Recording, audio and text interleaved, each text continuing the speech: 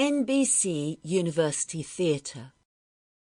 NBC University Theater initially began production in Chicago with a remit to bring adaptations of classic novels, usually Anglo-American, to a radio audience. Additionally, if listeners signed up, they received college credit to a radio-assisted correspondence course. A study guide, the Handbook of the World's Great Novels, was available for 25 cents. In its later years, it also included short stories and plays, and went on to win the distinguished Peabody Award.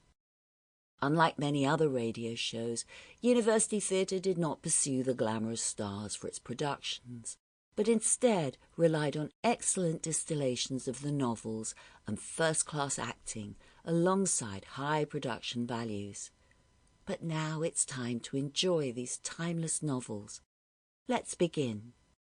This is the NBC Theater.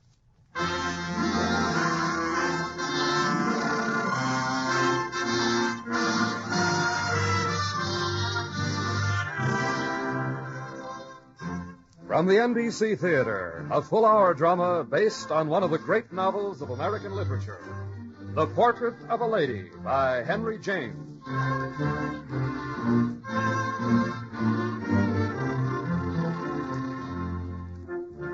Henry James wrote with great brilliance and at very great length. His Portrait of a Lady was painted at leisure and in fascinating detail on a canvas that spread over some 900 pages.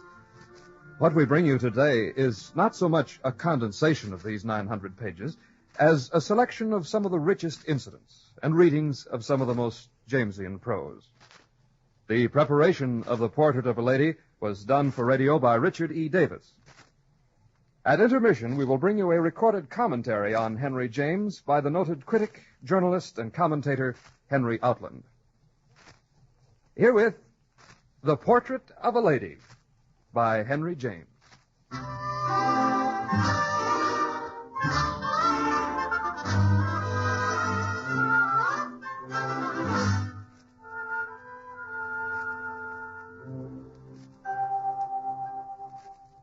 On the carpet of the lawn extending before a great Tudor country house some 40 miles from London, the flood of summer light had begun to ebb. The air had grown mellow, and the shadows had begun to lengthen across the perfect lawn. In this setting we begin our simple history, as we observe our principal, Miss Isabel Archer, late of Albany, New York, and her guest at tea, a distinguished member of the English nobility, Lord Warburton. It has been said that the English are a cold people, but they are, in fact, the most romantic people in the world. And Lord Warburton was about to give an example of it. Miss Archer, one's right in the matter of which I'm about to speak is not measured by time. My impression dates from the first hour we met. I fell in love with you then. I can't believe you're serious. Oh, I'm a very judicious animal, but when I'm touched, it is for life, Miss Archer. It is for life. Lord Warburton, how little you know me. That I don't know you better makes me unhappy enough already. And if you know me little, I know you even less. Miss Archer, I'm afraid it's my being an Englishman that makes you hesitate. I know that your uncle thinks you ought to marry in your own country. Has he told you that? I spoke perhaps of Americans generally. By the way, if you don't like my home, if you don't care for Lockley, you need never go within 50 miles of it. Some people don't like a moat, you know. I adore him. I am not.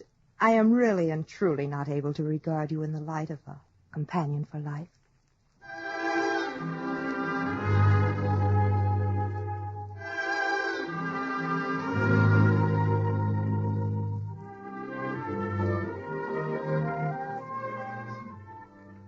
Smile not at this simple young woman from Albany who rejected an English peer, a gentleman whose holdings were said to be among the largest in England. Smile not, I say, for in spite of the large measure of folly in her wisdom, she was a person of great good faith.